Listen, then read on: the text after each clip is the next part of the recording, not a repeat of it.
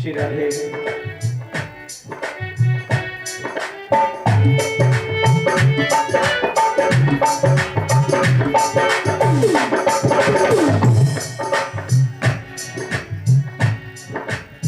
श्री राधा राधा रतन से सब व्याधा कट जा,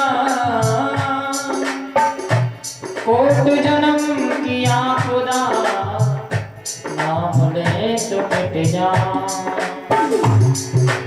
ओ श्यामा प्यारी कुंज बिना श्री जय श्री हरिदास तुलाए। ओ श्यामा प्यारी कुंज बिना श्री जय श्री हरिदास तुलाए।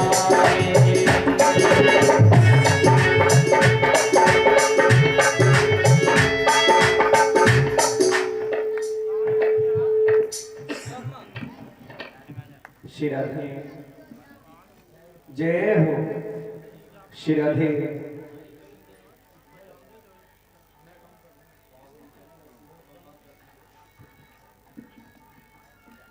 श्री राधे जय हो।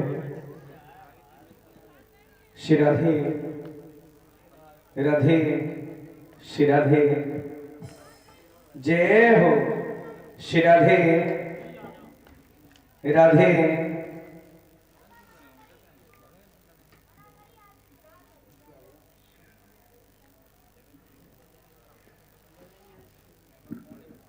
श्री राधे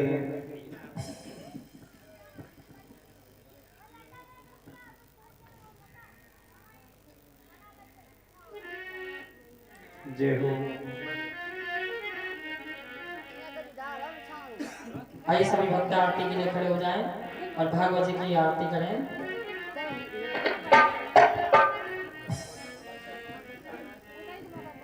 श्री राधे जय हो।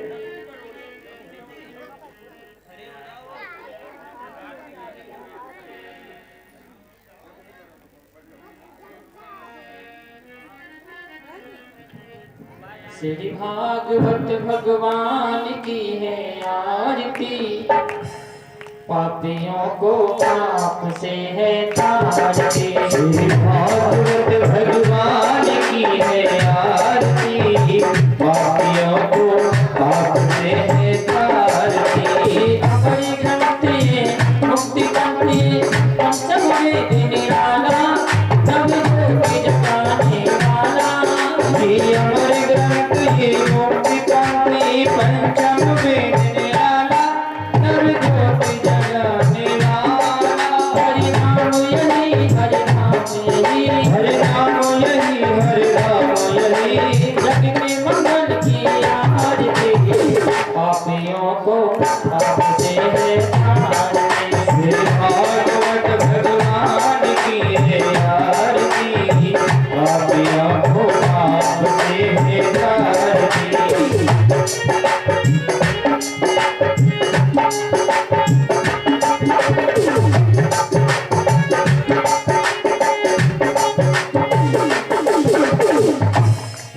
ये शांति गीत पावन पुनीत पापों को मिटाने वाला, परिकर्ष कराने वाला। ये शांति गीत पावन पुनीत पापों को मिटाने वाला, हरि दर्श कराने वाला। ये सुख करनी है दुख हरनी, ये सुख करनी है दुख हरनी। श्री मधुसूदन की आरती, पापियों को पाप से है तारती। श्री भागवत भगवान की है आरती, पापियों को पाप से है तारती।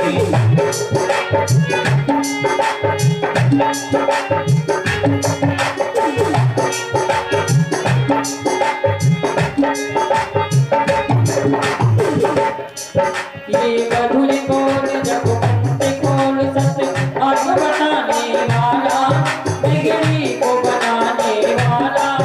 ये मधुर बोल मधुमंत खोल सतमार्ग बताने वाला, बिगड़ी को बनाने वाला। श्री राम यही घनश्याम यही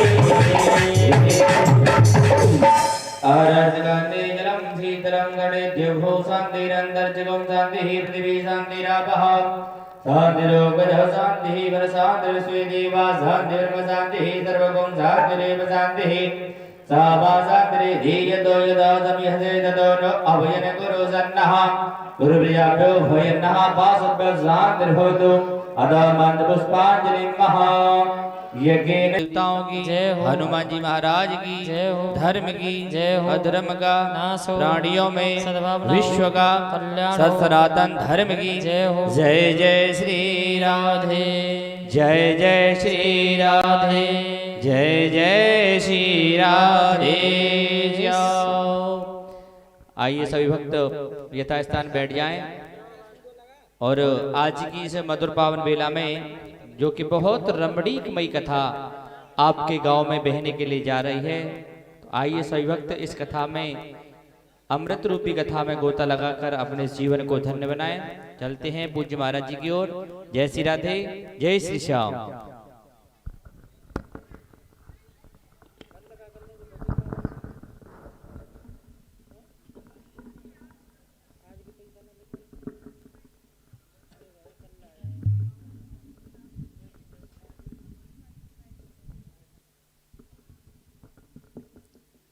श्री राधे।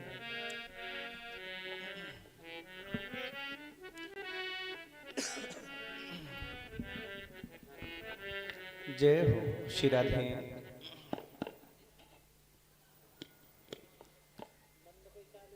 स्वस्ति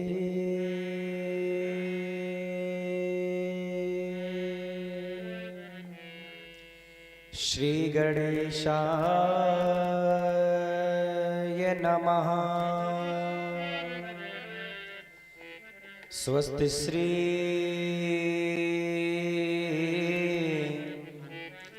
श्री सरस्वती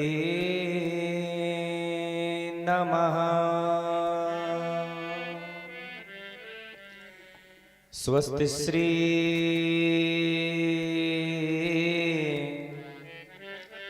श्री गुरु चरण कमलभ्यो नमः। वक्रतुंड महाकाय सूर्यकोटि समप्रभा निर्विघ्नं कुरु मे देवा सर्वकार्येषु सर्वदा। गुरुर्ब्रह्मा गुरुर्विष्णु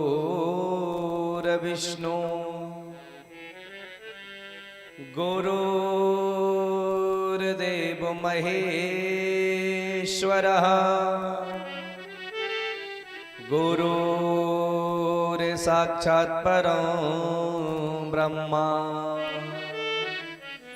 तस्मै श्री गुरुवे नमः। नारायणं नमस्कृत्यं नरं चैव नरोत्तमं देवीं सरस्वती व्यासो ततो जयमुदीरते। जय जय श्री राधा रमण, जय जय नवल किशोर, जय गोपी चित चोर प्रभु,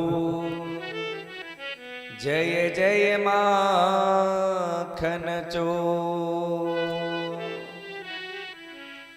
कि बरसाने की राधिका और नंदगाम के श्याम इन दोनों के चरणों में मेरा बारंबार प्रणाम कि मेरो मन गिरवी धर्यो अरिया मनमोहन के पास और प्रेम ब्याजो इतनी बढ़ी अब ना छूटन की आस। आइए हनुमंत बिराजिए कथा करें मति अनुसार आसन आन बिराजियो सदा करो कल्याण। बोली वृंदावन बिहारी लाल की जय हो। श्री सतगुरुदेव भगवान की जय हो। भक्त वत्सल भगवान की जय हो। उमापति महादेव की जय हो। श्री सतगुरुदेव भगवान की जय हो। श्री परीक्षित जी महाराज की जय हो। जय जय श्री राधे जय जय श्री राधे जय जय श्री राधे श्याम। आइए परम मंगलमय परात्पर अखिलेश्वर अकारण करुणा वरुणालय भक्त बांछाल कल्पतरु तड़िंदित विनिंदित श्री पीतांबरधारी भगवान बाल कृष्ण लाल की वांगमयी प्रतिमूर्ति श्रीमद् भागवत महापुराण अपने युगल सरकार श्री वृंदावन वासी भगवान श्री बांके बिहारी के चरणों में मेरा कोटि कोटि वंदन कोटि कोटि नमन। और भगवान श्री बांके बिहारी से प्रार्थना के हे प्रभु आज आपका पदार्पण राठौर परिवार में हुआ है। इस पूरे राठौर परिवार को, समस्त गांव वासियों को, समस्त संसार वासियों को अपनी करुणा का पात्र बनाइए, कृपा कीजिए और शांति से जीवन हमारा यापन होता रहे ऐसी कृपा कीजिए। दूसरे मेरे परम पूज्य मेरे जीवन को सार्थकता देने वाले मेरे सत गुरुदेव भगवान के चरणों में मेरा कोटि कोटि वंदन कोटि कोटि नमन। और गुरुदेव भगवान से प्रार्थना के हे गुरुदेव आप अपनी व्यासपीठ ग्रहण करें और हम सभी भक्तों पर अपनी कृपा और आशीर्वाद प्रदान करें। तीसरे स्थान देवता, नगर देवता, ग्राम देवता, वास्तु देवता, कुल देवता और जितने भी देव हैं सभी देवों के चरणों में मेरा कोटि कोटि वंदन कोटि कोटि नमन। और बिल्कुल सम्मुख विराजमान हमारे भूत भावन भगवान भोलेनाथ जिनकी कृपा विलासिता से ये सारा संसार जगमगाता हो, ऐसे सर्वभूत हृदय भगवान भोलेनाथ जो कैलाशवासी हैं उनके चरणों में बारंबार प्रणाम है।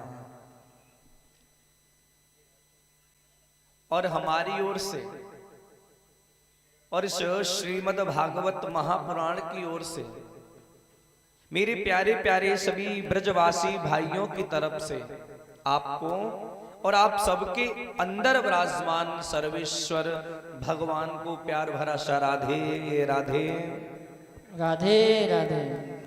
और मेरो वृंदावन 7895 यूट्यूब चैनल माध्यम के द्वारा जो भी भक्त कथा सुन रहे हैं उन सभी भक्तों को प्यार भरा सा राधे राधे, जय श्री कृष्णा। बड़ी ही आनंद की अनुभूति होती है ऐसा। अभी कल ही कथा पूरी हुई आपके मोहम्मदाबाद बड़ा केशव गांव में, और कल साईं की बेला में ये दास आपके गांव पहाड़पुर में विराजमान हुआ आया। कल वहां कथा पूरी हुई।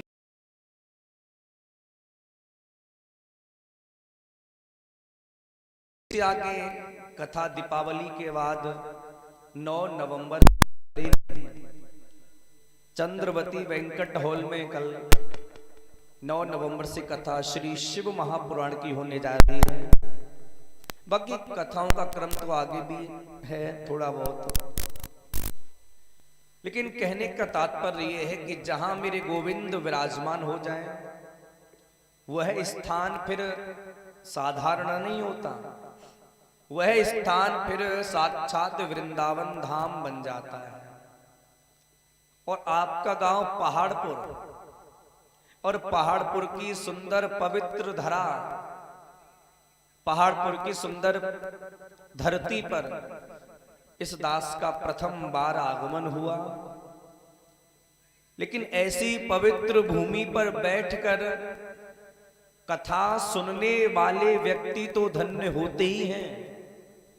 ऐसी पवित्र पृथ्वी पर बैठकर कथा सुनने वाले तो धन्य होते ही हैं, पर जिनको कथा कहने का अवसर मिलता है उनकी कथा और वाणी दोनों ही पवित्र होती हैं, दोनों ही सुलभ हो जाती हैं। हमारे मुख्य यजमान जो परीक्षित बने हैं श्री राजेंद्र दास जी, और उनकी धर्म पत्नी जो साक्षात माता लक्ष्मी का स्वरूप है श्रीमती अशोक देवी जी, अशोक कुमारी, जो साक्षात भगवान नारायण और माता लक्ष्मी का स्वरूप, जिन्होंने अपने सिर पर श्रीमद् भागवत जी को विराजमान किया। और मैंने देखा इनके पीछे पीछे जो कलश वाली या बिना कलश वाली जो माताएं चल रही थीं, उन सबको होड़ लगी थी कि हम भी कैमरा में आएंगे, हम भी कैमरा में आएंगे। कोई बाल संभाले, कोई दुपट्टा संभाले, कोई पल्लू ही संभाले भैया, क्योंकि भैया पूरा देश देख रहा है इस समय YouTube चैनल के माध्यम से, तो सुंदर तो दिखना ही है। लेकिन एक बात बताएं, जिस भगवान के कैमरा में हम सब प्रतिदिन प्रति क्षण कैद हो रहे हैं, कभी उस कैमरा में सुंदर दिखने के लिए भी भगवान का भजन कर लिया कर। जो वहां पर चल रहा है सृष्टि कैमरा। आज की बड़ी सुंदर कथा, आज केवल और केवल महात्मा का वर्णन, कल से कथा प्रारंभ होगी ना। सो आइए कथा में विलंब ना करें, कथा में हम लोग प्रवेश करें बड़े भाव से, और ताली की सेवा करते हुए गोविंद भगवान का सुमिरन करते हुए, और बड़े भाव से कहेंगे, होता है पार बेड़ा राधे के नाम से, होता है पार बेड़ा राधे के नाम से, गाते जो राधे राधे मिलते घनश्याम से, गाते जो राधे राधे मिलते घनश्याम से, गाते जो राधे राधे मिलते घनश्याम से, गाते जो राधे राधे मिलते घनश्याम से, होता है पार बेड़ा राधे के नाम से, होता है पार बेड़ा राधे के नाम से, गाते जो राधे राधे मिलते घनश्याम से, गाते जो राधे राधे मिलते। ताली बजाते हुए एक साथ हरि बोल।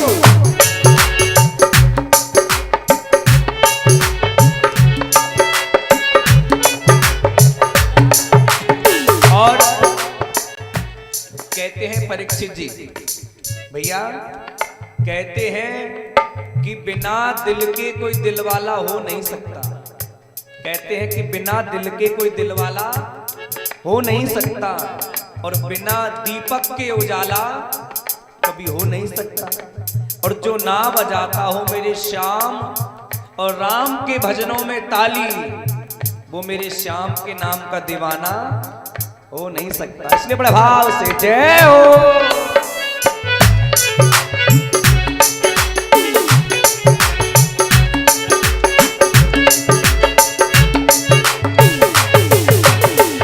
हरी बोल।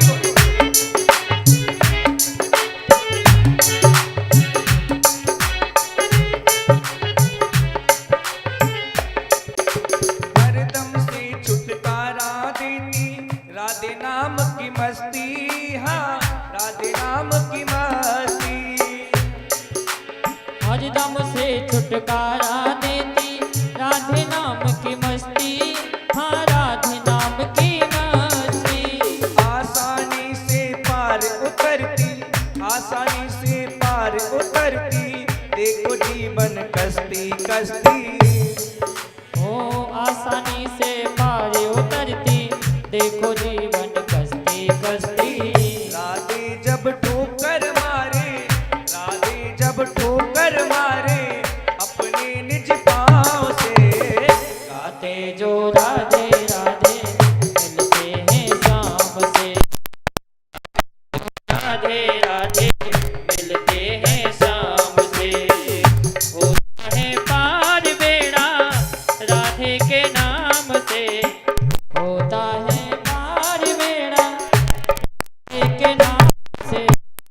गाते जो राधे राधे मिलते हैं शाम से, गाती तो राधे राधे मिलते घनश्याम से।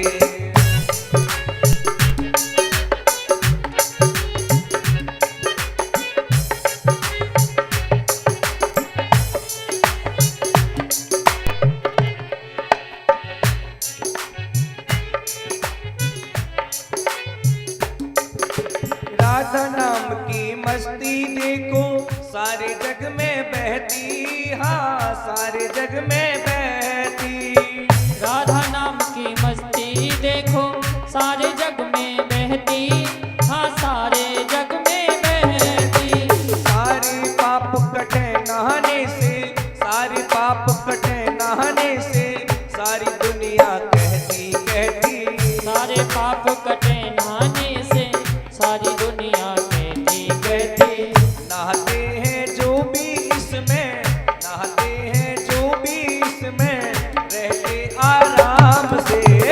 गाते जो राधे राधे मिलते हैं शाम से, गाते जो राधे राधे मिलते घनश्याम से।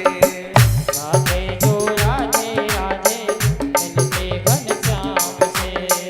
होता है पार बेड़ा राधे के नाम से, होता है पार बेड़ा राधे के नाम से।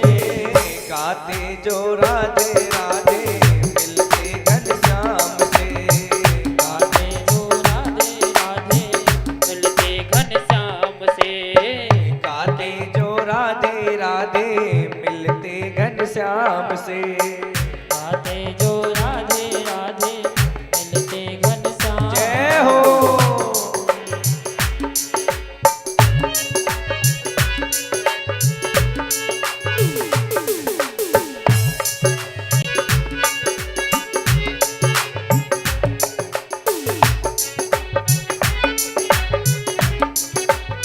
जय हो।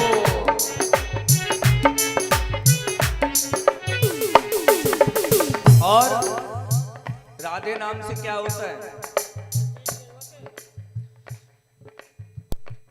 जय हो।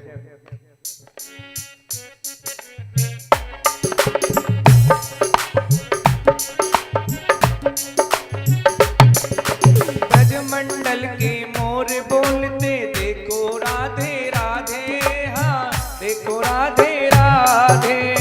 ब्रजमंडल के मोर बोलते देखो राधे राधे, हाँ देखो राधे राधे। नाम से पूरे होते, राधा नाम से पूरे होते काम सभी के आधे आधे। राधा नाम से पूरे होते पाप सभी के आधे। और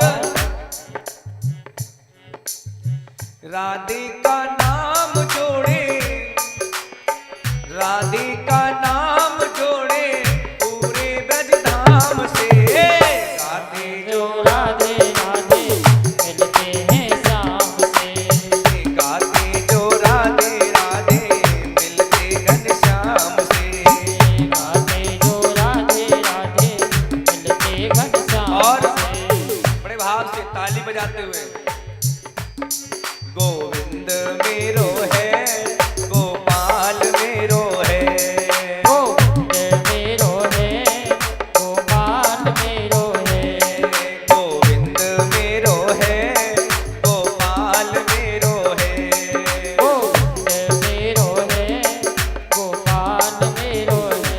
श्री बांके बिहारी नंदलाल मेरो है। श्री बांके बिहारी नंदलाल मेरो है। श्री बांके बिहारी नंदलाल मेरो है। श्री बांके बिहारी नंदलाल मेरो है। गोविंद मेरो है, गोपाल मेरो है। गोविंद मेरो है, गोपाल मेरो है। गोविंद मेरो है, गोपाल मेरो है। गोविंद मेरो है, गोपाल मेरो है। गोविंद मेरो है, गोपाल मेरो है। गोविंद मेरो है, गोपाल मेरो है। बोलिए गोविंद भगवान की, जय श्री वृंदावन बिहारी लाल लाल की जय हो।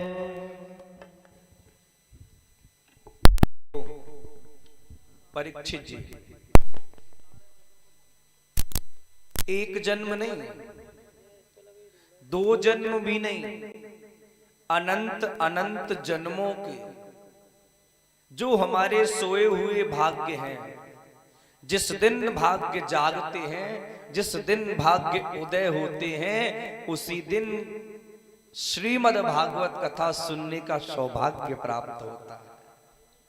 अनंत कोटि जन्मों के सोए हुए भाग्य जिस दिन जागे, उसी दिन हमको भगवान की हरि चर्चा सुनने को प्राप्त होती है। और एक बात हम आपसे अभी कह देते हैं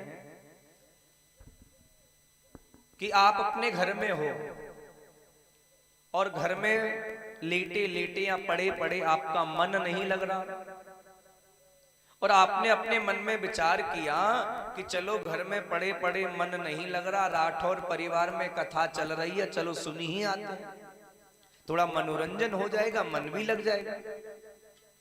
इस दृष्टि से, मनोरंजन की दृष्टि से जो व्यक्ति कथा सुनता है वह व्यक्ति पुण्य नहीं कमाता, अपितु पाप ही कमाता है। क्यों? क्योंकि इस भागवत की कथा को तो महाराज इस भावना से सुनो कि कदाचित हमारे जीवन में परिवर्तन आवे और गोविंद भगवान के चरणों में हमारी निष्ठा प्रीति बढ़ जाए, जिससे शीघ्र साक्षात गोविंद भगवान का दर्शन हमें हो जाए। और यकीन मानना, इस ही भाव से सुनी जाने वाली कथा ही प्रभावशाली होती है, अन्यथा नहीं होती। बोलो राधे राधे। और क्यों सुनी जाती है भागवत कथा? क्या होता है भागवत कथा सुनने से? क्यों सुनते हैं लोग भागवत कथा? और किन किन व्यक्तियों ने इस कथा को सुनकर अपने जीवन का आनंद उठाया, मोक्ष की प्राप्ति कर ली? और क्यों करी जाती है, क्यों करवाई जाती है भागवत कथा? इन सभी बातों का जिसमें शुद्ध विवेचन हो उसे भागवत महात्म कहते हैं साहब। आइए हम भी बड़े भाव से भागवत जी के महात्म में प्रवेश करें। बोलो राधे राधे। अच्छा एक बात बताओ, ये जो राधे राधे प्रत्येक व्यास बुलवाते हैं, वो क्यों बुलवाते हैं? इसलिए बुलवाते हैं कि देखो एक बार क्या हुआ, भगवान राम ने, जो रावण था उसका छोटा भाई कौन था? कुंभकर्ण। कुंभकर्ण का वध भगवान ने कर दिया था ना। तो कुंभकर्ण की पत्नी का नाम ही श्रीमती निद्रा है। जब कुंभकर्ण को भगवान ने मार दिया तो निद्रा देवी रोती रोती आई राम जी के पास, आके बोली आपने मेरे पति को मार दिया, मुझे विधवा बना दिया, मैं तो इसका बदला लेकर मानूंगी आपसे। भगवान राम ने मुस्कुराकर कहा कैसे लोगी देवी बदला, कैसे लोगी? तब निद्रा ने कहा एक बात बताओ प्रभु, बैकुंठ कौन जाता है? बोले बैकुंठ तो वही जाते हैं जो भगवान की भक्ति करते हैं, भगवान की कथा सुनते हैं और ताली बजाकर भगवान का कीर्तन गाते हैं या दूसरों पर कहलवाकर गब्बाते हैं, बैकुंठ तो वही जाते हैं। निद्रा बोली बस प्रभु मिल गया मौका, कहीं भी कथा हो रही होगी ना, मां श्रोताओं के सिर पे जाके बैठ जाऊंगी, व्यास जी बेचारे कथा कहते रहेंगे, श्रोता झोंका लेते रहेंगे, कोई कथा सुनेगा ही नहीं तो बैकुंठ में कोई जाएगा नहीं, और कोई बैकुंठ में नहीं जाएगा तो बैकुंठ हो जाएगा खाली, और खाली गोदाम पे तो ताला ही लगाना पड़ता है भैया। जब तुम्हारा बैकुंठ खाली हो जाएगा तो ताला लगा दोगे। तो भगवान राम कहते हैं ऐसी बात है ना तो सुनो, हम हर 5 मिनट पे राधे राधे या जय श्री कृष्णा बुलवा दियो करेंगे। जहां से निद्रा तुम आ भी रही होंगी ना तो गेट से तुम तुरंत वापस चली जाओगी, इसलिए राधे राधे बुलवाया जाता है। बोलो राधे राधे। आइए भागवत जी के हम लोग महात्मा में प्रवेश करें, लेकिन आज कितना सुंदर अवसर, कितना सुंदर मुहूर्त। क्यों? आज वैसे तिथि क्या है? बोलो। हाँ जी, दशमी। जिस दिन दशमी यानी दशहरा, जिस दिन दशमी दशहरा हो उस दिन 10 दिशाएं खुली रहती हैं। उस दिन तुम कोई कार्य चालू करोगे उस कार्य में कभी असफल नहीं हो सकते, उस कार्य में आप तरक्की पाओगे क्योंकि 10 दिशाएं खुली हुई हैं। और दूसरी बात है कि आज विजयदशमी दशहरा है। आज के ही दिन देखो, बुराई कितनी भी बड़ी हो, अच्छाई कितनी भी छोटी हो, एक ना एक दिन उस विशाल बुराई पर छोटी सी अच्छाई विजय प्राप्त कर ही लेती है, जो मेरे राघवेंद्र सरकार ने आज के दिन करी थी। आज के दिन दुष्ट रावण का उद्धार भगवान ने किया था। आज की कथा में जो महात्मा में हम उसमें प्रवेश करते हैं। आइए। और भागवत जी के महात्मा का प्रथम श्लोक है कि सच्चिदानंद रूपाय विश्वोदपत्यादि हेतवे तापत्राय विनाशाय श्री कृष्णाय वयं नुमः। सच्चिदानंद रूपाय विश्वोदपत्यादि हेतवे और तापत्राय विनाशाय श्री कृष्णाय वयं नुमः। देखो, हमारे जीवन की 3 बातें हैं जो बड़ी सोचने और समझने की हैं, और ये 3 बातें जिस व्यक्ति के जीवन में उतर जाएं, या जो व्यक्ति इन 3 बातों को जीवन में उतार ले, वह व्यक्ति जीवन में कभी दुख नहीं पा सकता। कौन कौन सी है? पहली है सत, दूसरी है चित और तीसरी है आनंद। सत यानी अविनाशी। अविनाशी मतलब जिसके आदि का पता ना हो, जिसके मध्य का पता ना हो और कभी नहीं होने वाले अंत का भी पता ना हो। जैसे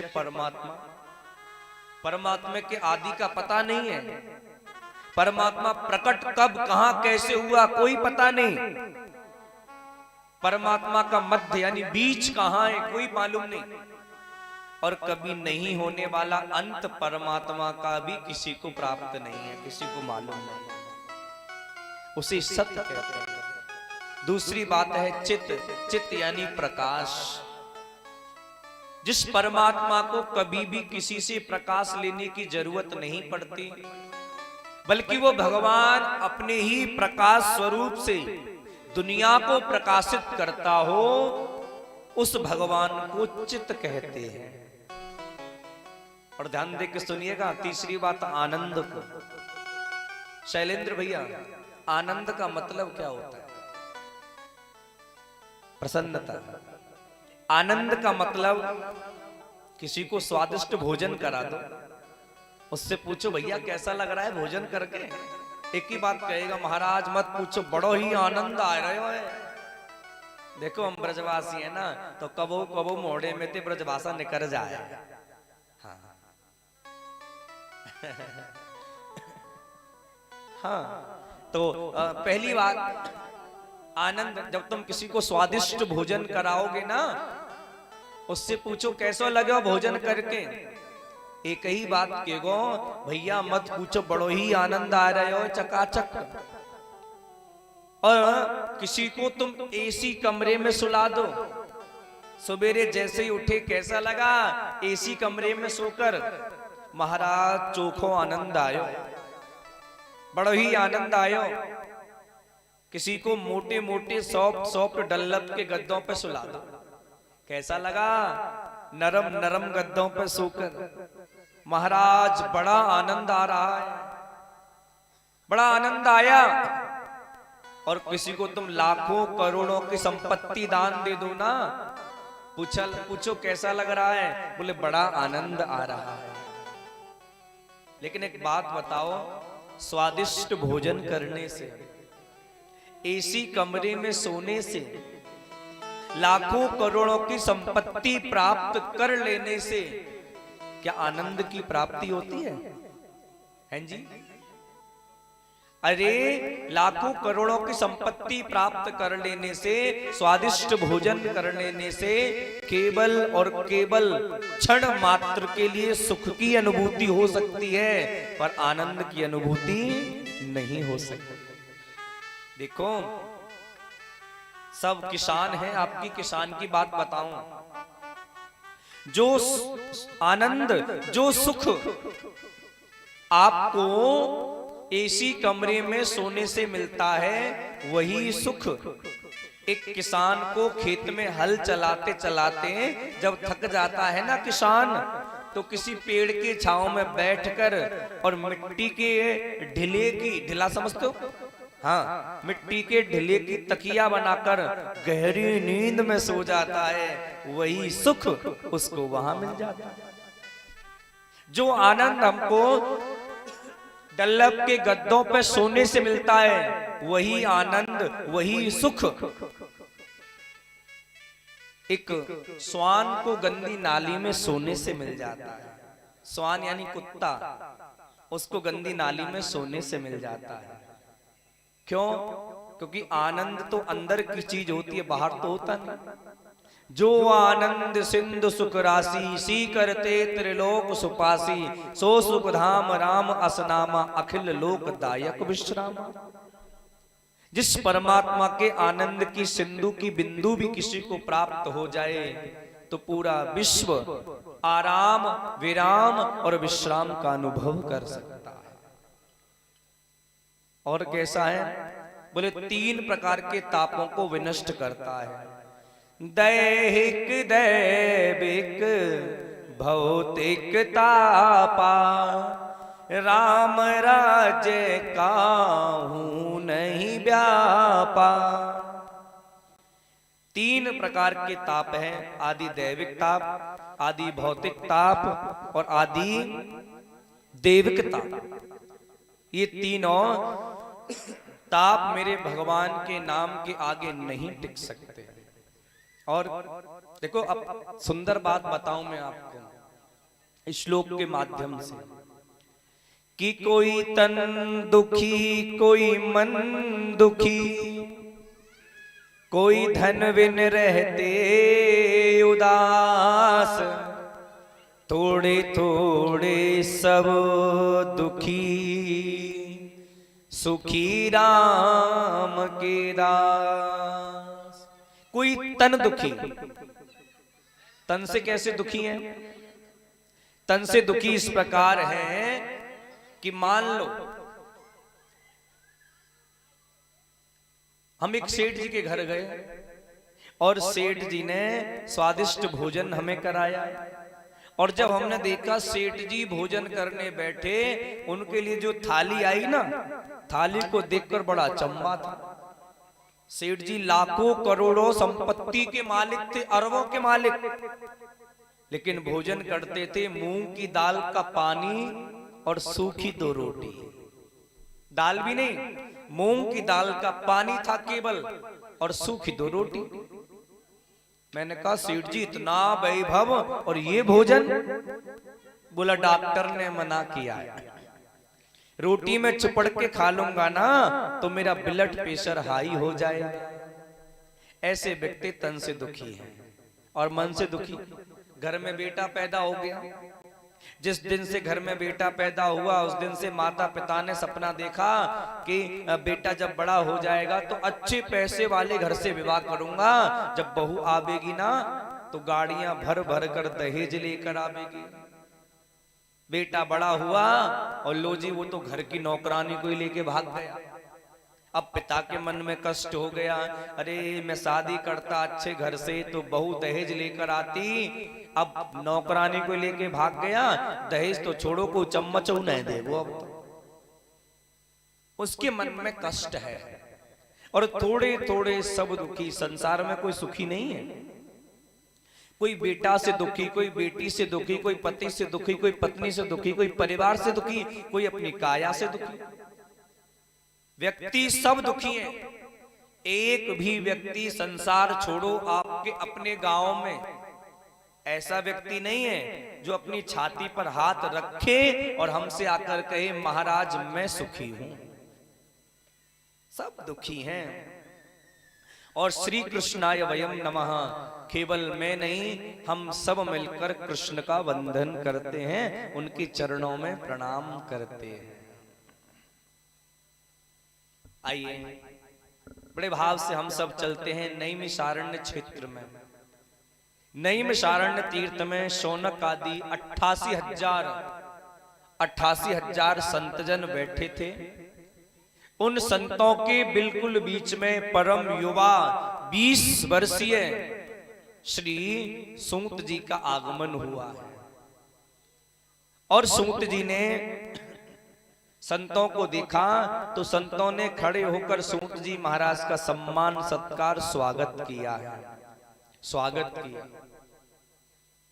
और जब स्वागत किया सूत जी का तो सूत जी से शौनक आदि ऋषियों ने एक ही प्रश्न किया कि प्रभु हमें कोई ऐसी कथा सुनाओ जो कथा को सुने तो हम पर कष्ट की निवृत्ति हो जाए संसार के लोगों को। देखो इन संतों को, इन ब्राह्मणों को कितनी चिंता है हमारी, पर हमको हमारी ही चिंता नहीं है। तभी तो पूछा। तो सूत जी ने बड़ा सुंदर एक प्रश्न कहा कि एक बार क्या हुआ कि राजेश्वर परीक्षित को सुखदेव भगवान जब भागवत जी सुना रहे थे ना, तो सबरे देवता इकट्ठे होकर अमृत का कलश लेकर आए सुखदेव भगवान के पास। कहा कि अदला बदली कर लो। बोले क्यों? बोले राजा परीक्षित को भय है कि मैं 7 दिन बाद मर जाऊंगा, और हमें भय है कि कहीं हम पृथ्वी पे ना आ जाएं। तो अमृत पान करने के बाद राजा कभी मरेगा नहीं, और भागवत सुनने के बाद हम कभी पृथ्वी पर नहीं आएंगे, बैकुंठ में ही रहेंगे। राजा परीक्षित ने जब ये देखा तब सुखदेव भगवान की तरफ देखा तो सुखदेव भगवान ने भागवत सुनाने से मना कर दिया। सभी देवता मिलकर ब्रह्मा जी के पास गए, ब्रह्मा जी से शिकायत करी। तब ब्रह्मा जी ने तराजू लिया और तराजू के एक पल्ले में केवल और केवल भागवत जी को विराजमान किया और दूसरे पल्ले में दुनिया के साधनों को रखा। और जब तोला ना तो भागवत जी वाला पल्ला नीचे हो गया और सब साधनों वाला पल्ला ऊपर उठ गया था। कहने का भाव वजन जिसमें ज्यादा होता है वह नीचे जाता है और जो हल्का फुल्का हो वो ऊपर जाता है। तो ये भागवत जी कोई छोटी मोटी वस्तु नहीं है, छोटी मोटी चीज नहीं है, ये पुराण भी नहीं है। पुराण तो केवल नाम रखा है, नाम दिया है, पर ये भागवत कोई पुराण नहीं है। ये भागवत साक्षात गोविंद है, साक्षात ठाकुर जी है। इसको सुनने मात्र से जीवन में जो दुख आ रहे हैं, जो संकट आए हैं, जो व्याधा आए हैं, मैं वादा करता हूं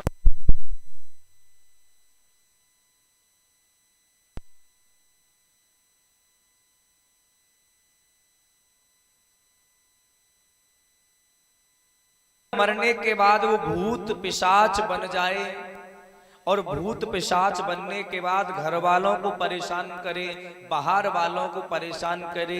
ऐसे व्यक्ति की मुक्ति का केवल एक ही उपाय है और वह उपाय है केवल और केवल भागवत जी हैं।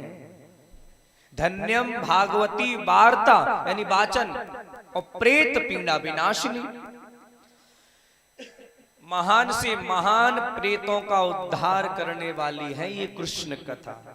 बोले समझ में नहीं आया तो एक कथा सुनाई है कि एक पंडित जी थे और तुंगभद्रा नदी के किनारे उनका गांव था, उत्तम नगर था। उत्तम नगर में जैसे आपका गांव ये पहाड़पुर है ना और ये काली नदी के पास में है ना, ऐसी एक नदी है, नाम है तुंगभद्रा। तुंगभद्रा नदी के किनारे गांव बसा हुआ है, उसका नाम है उत्तम नगर। और उत्तम नगर में एक पंडित जी रहते हैं जिनका नाम है आत्मदेव।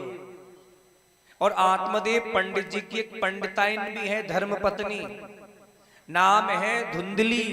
यथा नाम तथा गुण, जैसा नाम धुंधली वैसे ही कर्म है उसके, वैसा ही आचरण है उसका, वैसा ही आचरण है। लेकिन संतान कोई नहीं थी। एक बात बताएं, अच्छे और बढ़िया पड़ोसी मिल जाएं, समझ लो भगवान की कृपा है आपके ऊपर। लेकिन और ज्यादा अच्छे मिल जाएं तो तुम्हारे मकान घर बिकवा के दम लेंगे, चाहे कछु है जाइए। अच्छे पड़ोसी ज्यादा मिल जाए तो पड़ोसियों ने पंडित जी से कहना चालू कर दिया कि तुम्हारे तो संतान नहीं है, तुम्हारे पितृ तुमसे रुष्ट हैं, तुम्हारे घर में गाय है, बांझ है, तुलसी का पौधा तुम लगाते हो सूख जाता है। क्यों? क्योंकि तुम्हारे घर में बेटा नहीं है। पंडित जी इन तानों को सुनकर जंगल में चले गए, जोर जोर से रोवे लग गए। और जहां पंडित जी रो रहे थे ना, उसी रास्ते से एक संत निकल के जा रहे थे। संत ने देखा, अरे ब्राह्मण है लेकिन दुखी है बेचारा, परेशान है। तो संत गए हैं आत्मदेव पंडित जी के पास, जाकर कहा काय को रो रहे हो? पंडित जी ने कहा संतान नहीं है मेरे, सब लोग ताना मारते हैं, सब लोग मुझे बुरा भला कहते हैं, मैं घर को छोड़कर मरने के लिए आ गया हूं। तो पंडित जो संत थे थोड़े तेजस्वी थे, ज्ञानी थे। संत ने ध्यान लगाकर देखा, ब्राह्मण से कहा, अरे ब्राह्मण देव, तुम्हारे भाग्य में एक जन्म तो छोड़ो, पिछले 7 जन्मों तक संतान का सुख नहीं है। सोचा कि जब ये इतना बता सकते हैं कि 7 जन्मों तक संतान का सुख नहीं है, तो यह भी बता सकते हैं संतान होगी कैसे। ब्राह्मण ने कहा मैं तुम्हारे सामने सिर पटक पटक के मर जाऊंगा संत जी, यदि मुझे संतान होने का वरदान नहीं दिया तो, और मैं ब्राह्मण मर गया ना तो तुम चाहे कितने भी बड़े साधु सही, तुमको ब्रह्म हत्या का पाप लग जाएगा। संत दुविधा में पड़ गए, करें क्या? तो संत ने अपनी झोली जो भिक्षा लेकर आए थे, झोली में हाथ दिया, एक फल निकाला और पंडित जी को दिया। कहा ये चमत्कारी पढ़ा लिखा पढ़ा हुआ फल है, अपनी धर्म पत्नी को खिला देना, सुंदर बेटा पैदा हो जाएगा। पंडित जी फल को लेकर आए, अपनी पत्नी धुंधली को दिया कि देवी फल खा लो, बेटा पैदा हो जाएगा। धुंधली बोली पंडित जी सठिया गए हो, अरे फल खावे ते कहीं बेटा पैदा होते होंगे? यदि फल खावे ते बेटा पैदा हो जाते तो लोग शादी ही नहीं करते। पेड़ से फल तोड़ा, खाया और बेटा पैदा किया। बोले नहीं, चमत्कारी फल है। धुंधली बोली आप बाहर चले जाओ, आपके सामने खाने में लज्जा आ रही है। पंडित जी बाहर चले गए। तब पंडिताइन ने सोचा कि मैं तो संतान पैदा करना चाहती नहीं, अरे जैसे तैसे शरीर को मेंटेनेंस मैंने बनायो है, पतलो पतलो करो शरीर है, और संतान पैदा करूंगी फिर मोटी है गई तो इल्ले। लेकिन फल का क्या करूं? जो संत ने दिया है वही फल उठाया पंडिताइन ने, गाय को खिला दिया, गाय को खिला दिया, और अपनी सहेली का बेटा ले लिया और पंडित जी से कहा कि मेरे बेटा पैदा हो गया है।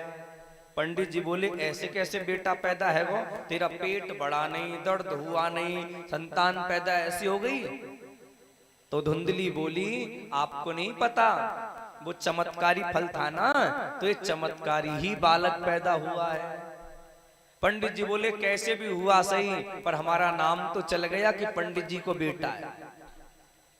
लेकिन जिस फल को गाय को खिलाया था ना, ठीक 6 महीने बाद, धुंधली के जन्म के ठीक 6 महीने बाद उस गाय ने भी एक सुंदर से बच्चे को जन्म दिया।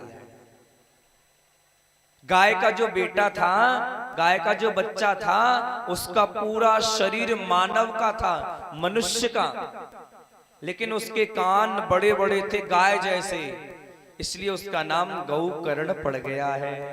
गौकर्ण जी महाराज पड़ गया। अच्छा, गौकर्ण जी जो थे वो बड़े तेजस्वी थे, बड़े विद्वान थे, बड़े प्रतिभाशाली थे, लेकिन धुंधकारी महाखल बन गया। क्यों?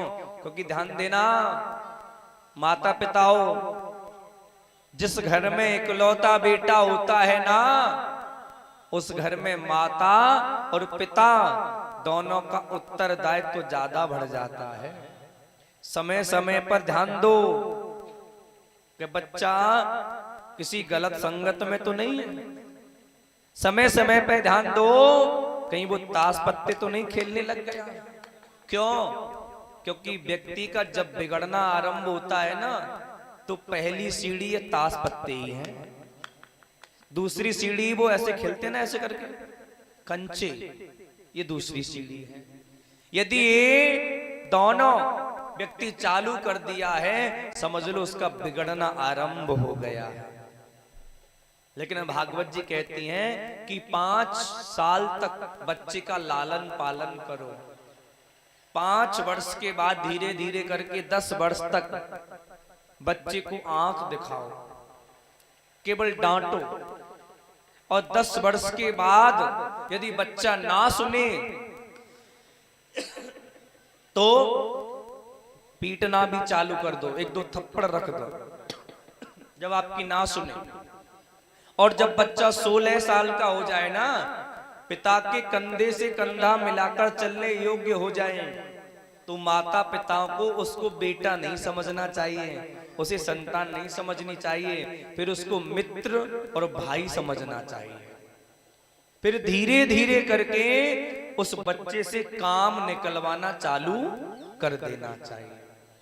लेकिन यहीं पर धोखा खा गए थे आत्मदेव और धुंधली। धुंधकारी बिगड़ गया, मदिरा पान करने लग गया। मदिरा समझते हो?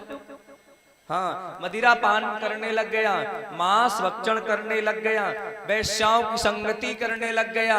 जगह जगह मांस के टुकड़े पड़े हैं घर में, जगह जगह बोतलें पड़ी हैं मदिरा की घर में। पंडित जी दुखी होकर रोने लग गए। गौकर्ण जी कहने लगे, पिताश्री काहे को रो रहे हो? तब गौकर्ण जी ने बात सुनकर गौकर्ण जी की धुंधकारी के पिता ने कहा कि बेटा, जिस घर में कभी पूजा होती थी, कभी पाठ होता था और कभी भगवान की आरतियां भजन गाए जाते थे, आज उस घर में जगह जगह मांस के टुकड़े पड़े हैं, जगह जगह शराब की बोतलें पड़ी हैं। यदि मैं घर में रहूं तो रहूं कैसे? मेरे स्वर्ग जैसे घर को, मेरे बैकुंठ जैसे घर को मेरे बेटे धुंधकारी ने नरक का अड्डा बना दिया है। और जंगल में जाऊं तो जाऊं कैसे? मन में प्रबल वैराग्य नहीं है, क्या करूं? तब गौकर्ण जी ने कितना सुंदर उपदेश पिताश्री को दिया है। देखो, जो गाय का बेटा था ना, ये पंडित जी को पिताश्री ही कहता था। कितना सुंदर उपदेश दिया। गौकर्ण जी कहते हैं, पिताश्री, पहले तो अपने आप देह अभिमान को त्यागो। देह अभिमान क्या है? बोले मैं शरीर हूं। और ध्यान देना, ये शरीर ही गोरा होता है और शरीर ही काला होता है, शरीर ही मोटा होता है, शरीर ही पतला होता है। पहले देह अभिमान को छोड़ो। देह अभिमान कैसे? ओहो, मैं आंख हूं, तो कभी कभी आंख भी अपना काम करना बंद कर देती है। तुम रोक तो नहीं पाते उसे। हाथ हूं तो हाथ कट जाते हैं, बेकार हो जाते हैं, तुम रोक तो नहीं पाते उसे। अंग प्रत्यंग बेकार हो जाएं, तुम रोक नहीं पाते उसको। मान के चलो, तुम कह रहे हो कि मैं बिना पैर के जीवित नहीं रह सकता, मर जाऊंगा। और किसी व्यक्ति के पैरों में यदि सेप्टरन समझते हो, वो हो गई हो, डॉक्टर बोलेगा पांव काटना पड़ेगा, तब तुम क्या कहोगे? डॉक्टर साहब भली पैर काट दो पर मुझे बचा लो। मतलब मैं पैर भी नहीं हूं तो क्या हूं?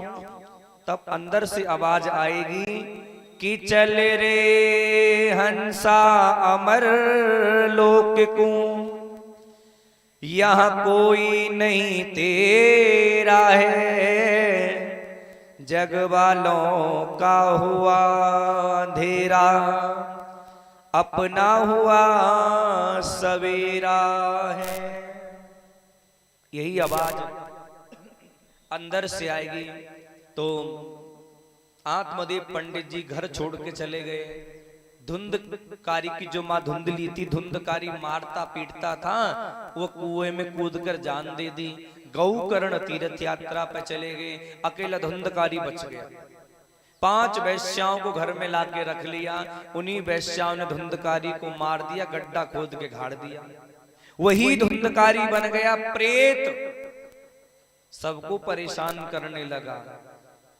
तो प्रेत में पड़े धुंधकारी का मोक्ष कराने के लिए गौकर्ण जी महाराज ने एक वट वृक्ष के नीचे बैठकर सप्तदिवसीय श्रीमद् भागवत जी का पाठ किया है। पाठ किया है। लेकिन एक बात बताओ, प्रेत जो होते हैं क्या उनका शरीर होता है? केवल हवा होती है ना। जहां कथा हो रही थी ना, वहां आके बैठा, जोर से हवा चली, हवा उड़ा के ले जाए, फिर आके बैठे, फिर उड़ा के ले जाए। कई बार ऐसा क्रम हुआ। धुंधकारी ने देखा जहां कथा हो रही है वहां दाहिनी तरफ एक बांस का बगीचा है, और उस बांस के बगीचे में एक सप्त ग्रंथि यानी 7 गांठों वाला बांस था। उस बांस के प्रथम ग्रंथि में जाके बैठ गया और 7 दिन कथा सुनी और 7 ग्रंथि फट गई और उसमें से साक्षात देवतुल्य पुरुष निकला। पुरुष निकला तो गौकर्ण जी ने पूछा आप कौन? बोले भैया मैं आपका बड़ा भाई धुंधकारी हूं, कथा सुनने से मुझे मोक्ष की प्राप्ति हो रही है, मुझे मोक्ष की प्राप्ति हो रही है, इसलिए मैं वैकुंठ जा रहा हूं। तो धुंधकारी का मोक्ष गौकर्ण जी ने करवाया है, गौकर्ण जी ने करवाया। इस प्रकार ये भागवत जी मोक्ष करने वाली है। और देखो एक बात बताओ, भागवत कथा सुनने के कुछ नियम हैं। अभी कथा केवल 1 घंटे के लिए हमने आपको सुनाई, क्योंकि कथा का महात्मा कहना जरूरी था। कथा तो कल से होगी ना, आज तो केवल महात्मा जी का वर्णन हुआ है। तो कथा सुनने के नियम सुने। पहला नियम है कि वक्ता और श्रोता, मतलब कथा कहने वाला और कथा सुनने वाले, इन दोनों को चाहिए कि जब तक कथा हो 7 दिन तब तक केवल और केवल घी पीकर ही रहे। क्या पी के रहे? घी पी के रहे। अब महाराज कलयुग है, कलयुग के व्यक्ति को घी पीने की तो आदत नहीं है। अगर 250 ग्राम पी लियो ना, के तो हॉस्पिटल में वो ग्लूकोज की बोतल चढ़वाते मिलोगे, या घर में गेट खोलोगे फिर बंद करोगे पेट पकड़ कर। हाँ, क्योंकि घी पीने की तो आदत नहीं। बोले ये ना हो तो फलाहार खाकर कथा सुनो, केवल फल खा के कथा सुनो। बोले महाराज महीने में कितनी एकादशी आती है? बोलो 2 एकादशी आती है ना, हर 15 दिन में, मतलब हर पक्ष की 1 एकादशी होती है। एकादशी को राम राम कह के पूरा करते हो, तुम रोज एकादशी करवाओगे? महाराज जीव ना होगा हम पे नियम। तो बोले 1 टाइम भोजन करो, 1 टाइम फलाहार करो। बोले ये भी ना हो तो तब कहा कि भोजनम तुम बरो मन्ने कथा श्रवण कार्यकम। भले ही दिन में 10 बार भोजन करो, पर भोजन ऐसा करो जो कथा में बैठ बैठे आलस्य नहीं आवे, ऐसा भोजन। ये भोजन की पद्धति बताई है। दूसरा, कथा में आओ तो कुछ न कुछ प्रसाद हाथ में अवश्य लाना चाहिए। और तीसरा नियम है कि जिन माताओं बहनों ने कलश स्थापित करे हैं या जिन्होंने नहीं किए, वो आकर परिक्रमा लगावें। 108 परिक्रमाओं का विधान है भागवत जी में। और जिन्होंने कलश स्थापित करे वो कलशों पे दीपक जलाएं, और नहीं किए वो आकर भागवत जी पर दीपक जलाएं। पर भैया जब दीपक जला भी आओ ना, तो मंच से थोड़ा दूरी पे जलाना। हाँ, कहीं ऐसा ना हो तुम्हारे दीपक के चक्कर में मंची बत्ती बन जाए। हाँ, अभी अगली कथा में ऐसा हो गया, एक मैया आ गई दीपक जलावे, पहले से ऑलरेडी एक नीचे दीपक जला था, ऐसे करके जला रही थी, नीचे से साड़ी में लग गई। वो तो पता चल गया। तो जरा सावधानी से दीपक जलाएं। और एक और नियम है, माताओं से निवेदन है, घर हो बाहर हो या कथा हो, चप्पल हमेशा साइड से उतारनी चाहिए। अच्छा, घरों में चप्पल कैसे उतारते हो? ध्यान देना, मेन गेट पर चप्पल कभी भी बीच में नहीं उतारनी चाहिए। मेन गेट हो, अंदर वाला गेट हो या बाहर, कोई सा भी हो, एकदम साइड से उतारो। और यहाँ पे जो तुम पांडाल में मैंने देखा बहुत सी माताएं चप्पल लेके बैठी, जन सोने के कोई ले जाएगा का। तो चरण पादुका यदि पहन के आई हो, चप्पल पहन के आई हो, तो पांडाल से बाहर उतारो, कौन ले जाएगा? और जो ले भी जाएगा तो तुम्हारे कौन से भाग्य ले जाएगा? हाँ? हमारे परीक्षित जी ठीक ठाक हैं, उनसे संपर्क कर लियो, बेदबा देंगे चप्पल। और ना पैर का में तो कौन सी बुरी बात है। बोलो राधे राधे। औरों की क्या कहें महाराज। एक बार क्या हुआ, कथा करने गए, चप्पल पहन के आए, उतारी, चप्पल गायब हमारी। नई लेके आए, वो भी 3 दिन 3 नई जोड़ी गई। हमने चप्पल पैर वो छोड़ दियो बा कथा में, ले जा, कब तक ले जाएगा। हाँ, और कथा का टाइम 1 बजे से कितने बजे तक करें, 5 बजे तक। 1 से 5 कथा का टाइम है। अब कथा का टाइम तो है 1 से 5 और तुम आओ 3 बजे तक, ये कोई वो थोड़ी है। इसलिए बड़े भाव से एक सुंदर सा छोटा सा भजन, उसके बाद फिर हम लोग कथा में प्रवेश करेंगे। उसके बाद फिर हम आरती का दर्शन करेंगे और कल बड़े भाव से श्रद्धा से कथा में प्रवेश करेंगे और कथा सुनेंगे। कल से ठीक 6 दिन हम बड़े विस्तार से कथा सुनेंगे। आइए बड़े भाव से बोलिए वृंदावन बिहारी लाल की, सतगुरुदेव भगवान की जय, भक्त वत्सल भगवान की जय। जय हो उमापति महादेव की जय हो। जय जय श्री राम जय श्याम।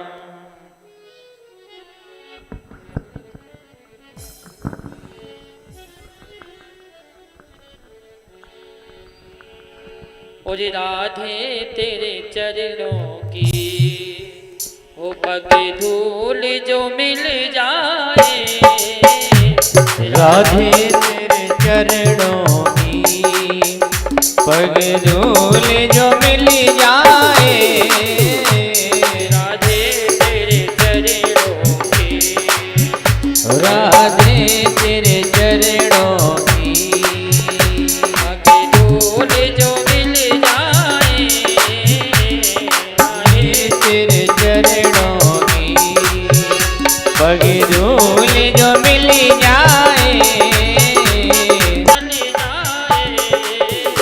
राधे तेरे चरणों की पग धूल जो मिल जाए, आमा तेरे चरणों की।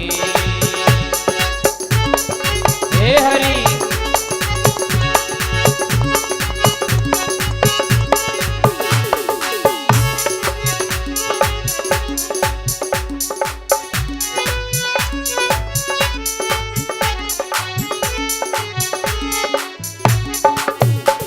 नजरों से गिराना ना, चाहे जितनी सजा देना, नजरों से गिराना ना, चाहे कितनी सजा देना, उन नजरों से जो गिर जाए उसे किन्हीं ही समझ पाए, राधे तेरे चरणों की पग धूल जो मिल जाए, रामा तेरे दर्शन की।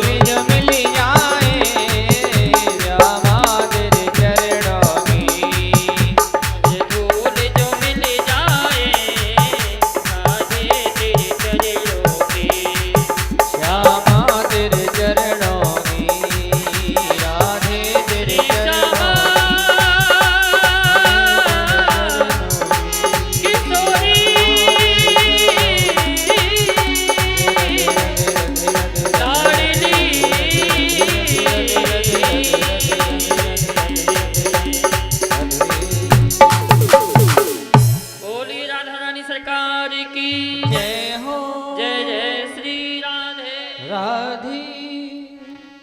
आइए सभी भक्त आरती के लिए खड़े हो जाएं। और कल कथा का समय 1 बजे से 5 बजे तक का है। और जो भी यहाँ पर व्यवस्था है, क्योंकि भागवत कथा में पहला दिन तो व्यवस्थाओं में ही निकल जाता है, इसलिए बड़ी ही सुंदर कल भगवान के भक्तों की कथा और कल द्वितीय दिवस की कथा सुनने के लिए 1 बजे से सभी भक्त पधारें। ओम दग्गुहवे प्रजननं मे अदुदसवीरकं आत्मसनि प्रजासनि भजूजनि लोकजनि करोद्वर्णं वयोरेन्दुस्मासु दत्तः। श्री बांके बिहारी तेरी आरती गाऊं। श्री बांके बिहारी तेरी आरती गाऊं। आरती गाऊं प्रभु आपको रिझाऊं। आरती गाऊं प्रभु आपको मनाऊं। श्री बांके बिहारी तेरी आरती गाऊं। श्री बांके बिहारी तेरी आरती गाऊं।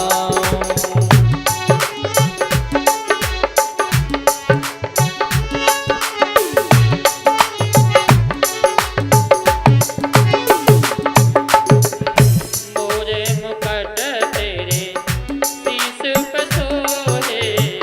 मोरे मुकुट तेरे शीश पे सोए। प्यारी मुरलिया मेरो मन मोहे। प्यारी मुरलिया मेरो मन मोहे। उस मुरली पे मैं बलिहारी जाऊं। आगे बिहारी तेरी आरती गाऊं।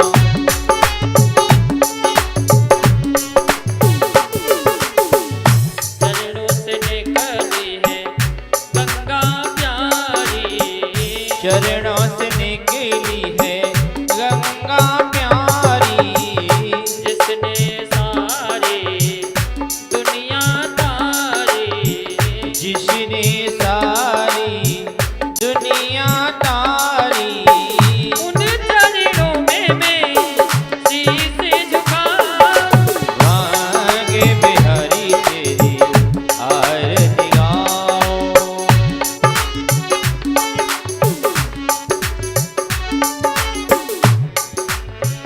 व्यास दास के नाथ आपे हो।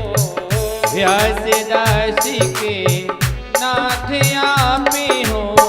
सुख दुख जीवन प्यारे सत्य आपे हो। सुख दुख जीवन प्यारे सत्य आपे हो।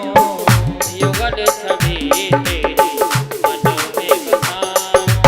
आगे बिहारी तेरी आरती गाऊं।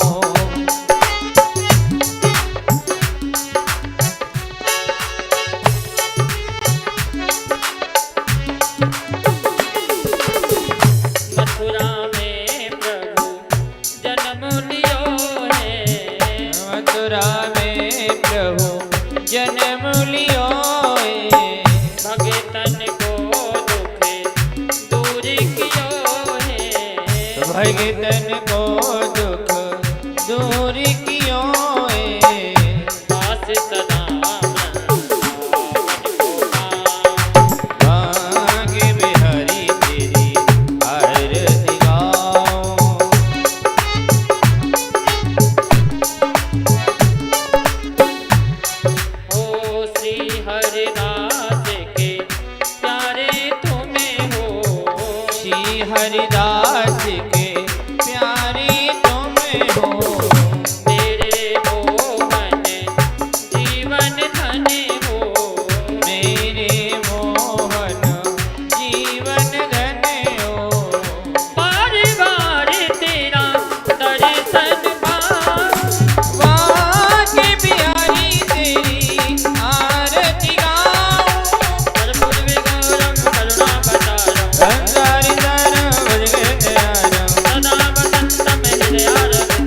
भवं भवानी सौरभामि त्वमेव माता पिता त्वमेव त्वमेव बन्धो जगद्गा त्वमेव त्वमेव वेत्ता त्वमेव त्वमेव सर्वो मम देव देव त्वमेव सर्वं मम देव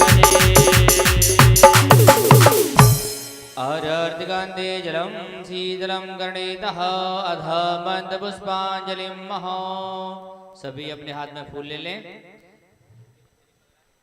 यज्ञेन यज्ञमयन्त देवस्तानि धर्माणि प्रथमान्यासन्नः तेनागं मयमानः सृजन्त यत्र पूर्वे